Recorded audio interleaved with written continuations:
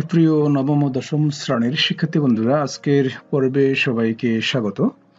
আমি কুমার রঞ্জিত সুব্রত, সহকারী শিক্ষক, মোহাম্মদপুর উচ্চ বিদ্যালয়, জগৎবের, পাটগ্রাম, লালমনিরহাট। শিক্ষার্থী বন্ধুরা, আজকে আমি তোমাদের গণিত বইয়ের দ্বিতীয় অধ্যায় সেট ও ফাংশন অনুশীলনী 2.1 সেট। তো এখান থেকে আমি তোমাদের 2 নম্বর যে সমস্যাটি আছে সেটি নিয়ে আজকে আমি হাজির হয়েছি। তো শিক্ষার্থী বন্ধুরা, চলো আর কথা না বাড়িয়ে আমাদের মূল পর্বে ফিরে যাই।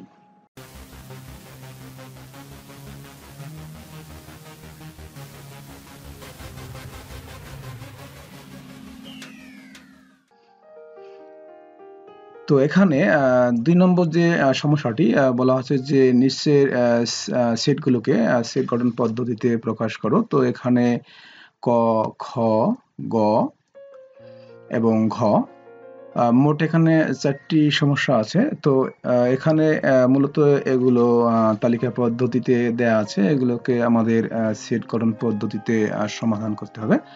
তো প্রথমেই আমরা ক নম্বর যে সমস্যাটি সেটি এখন আমরা সমাধান করব। তো প্রথমেই আমাদের কি করতে হবে যে এটি যেহেতু একটি সেট, আমাদের এই সেটটি ধরে নিলাম বা মনে করি এই সেটটি হচ্ছে এ সেট। এটা আমরা নামকরণ বা নাম দিলাম হচ্ছে এ, অর্থাৎ ধরে নিব যে এ সমান হচ্ছে 3, 5, 7, 9, 11। এখন আমাদের যে বিষয়টি মনে রাখতে হবে যে সেটি হচ্ছে যে আসলে এখানে যেহেতু তালিকা পদ্ধতিতে দেওয়া আছে, আমাদেরকে সেট গঠন পদ্ধতিতে প্রকাশ করতে হবে।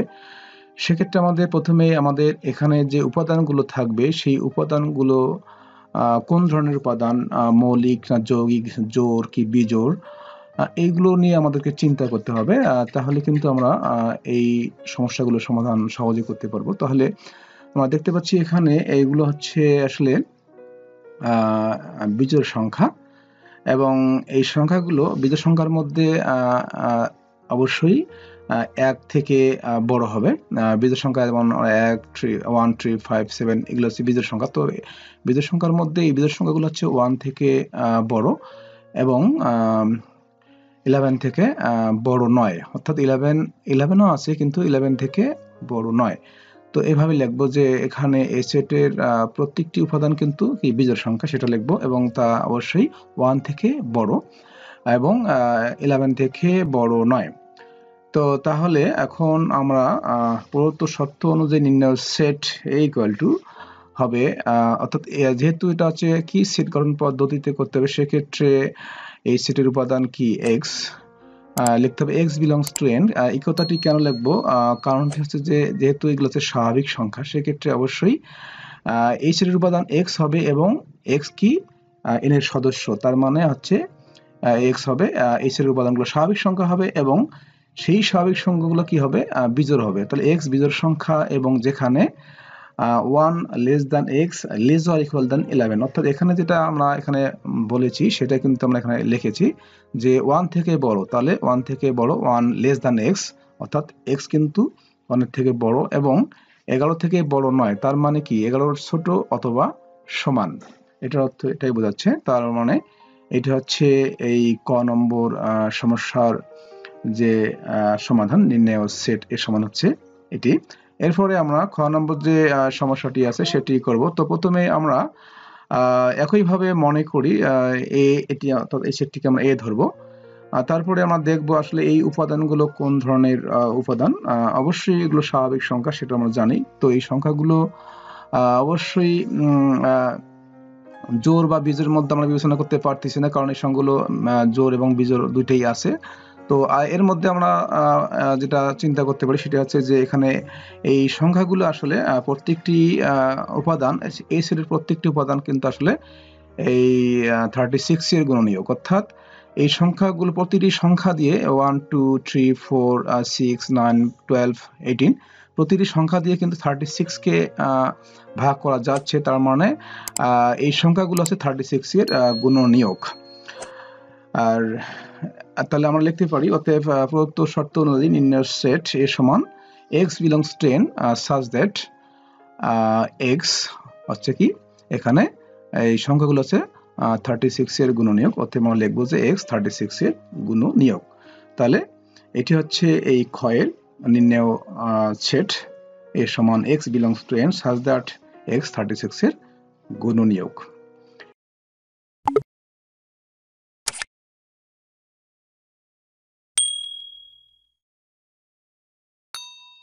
এরপরে আমরা গ নম্বর যে সমস্যাটি আছে সেটি করব। তো এখানে তো আমাদের প্রথমে কি করব, একইভাবে আমরা লিখব। মনে করি a সমান হচ্ছে এই যে এগুলো লিখব 4 8 12 16 20 24 28 32 36 and 40। তো এখানে আমরা একইভাবে দেখব এই সংখ্যাগুলো কোন বৈশিষ্ট্য বহন করে।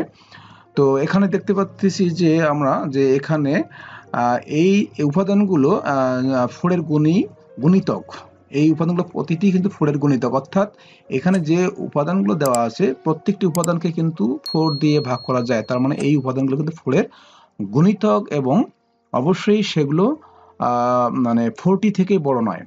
অর্থাৎ এই প্রত্যেকটি সংখ্যাকে 4 দ্বারা ভাগ করা যাচ্ছে, কিন্তু সেটা 40 পর্যন্ত কিন্তু সীমাবদ্ধ, অর্থাৎ 40 থেকে বড় নয়।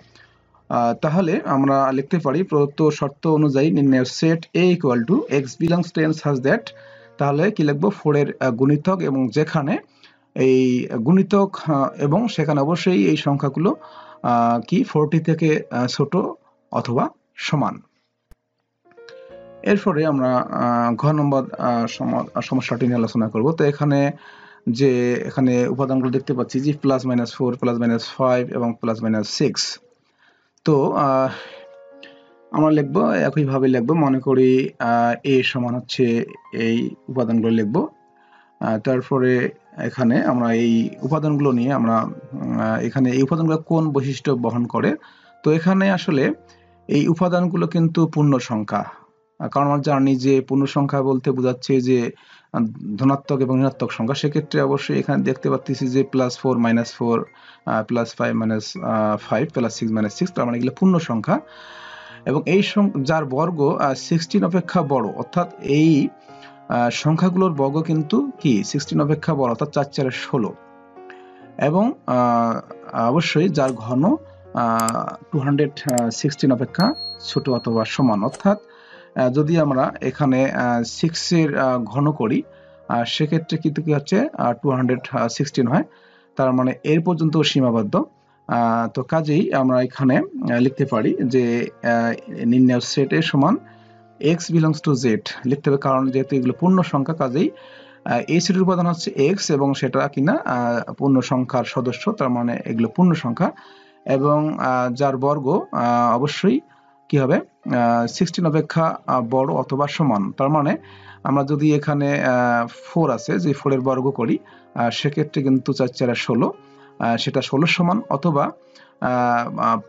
4 এর পরে যে সংখ্যাটা আছে 5 সেটা কিন্তু 5 5 25 বর্গ করলে 25, সেটা অবশ্যই 16 অপেক্ষা বড়। এবং যদি এগুলো সংখ্যার ঘন করা যায় অবশ্যই সেগুলো কি হবে এই যে 216 অপেক্ষা ছোট অথবা সমান হবে। যদি 4 হয় সেক্ষেত্রে অবশ্যই কি হবে 4 4 16 4 16 64, সেটা অবশ্যই 216 অপেক্ষা ছোট। আবার যদি 5 এর ঘন করি তাহলে 5 5 25 5 25 125, সেটাও কিন্তু 216 অপেক্ষা ছোট। আবার যদি 6 এর ঘন করি সেক্ষেত্রে 6 6 36 6 36 216, সেটা কিন্তু 216 সমান। এই জন্য কিন্তু এই চিহ্নটা দেওয়া হয়েছে। তার মানে নির্ণয় set a equal to x belongs to z such that x square greater or equal than 16 এবং x cube less or equal than 216। তো শিক্ষার্থী বন্ধুরা, এই হচ্ছে আজকের এই সমস্যার সমাধান। আশা করি তোমরা বুঝতে পেরেছো। তো এতক্ষণ থেকে আমার সঙ্গে থাকার জন্য সবাইকে ধন্যবাদ। সকলের জন্য আমি শুভ কামনা করছি। তো শিক্ষার্থী বন্ধুরা, এই হচ্ছে আজকের এই সমস্যার সমাধান। আশা করি তোমরা বুঝতে পেরেছো। তো এতক্ষণ থেকে আমার সঙ্গে থাকার জন্য সবাইকে ধন্যবাদ। সকলের জন্য আমি শুভ কামনা করছি।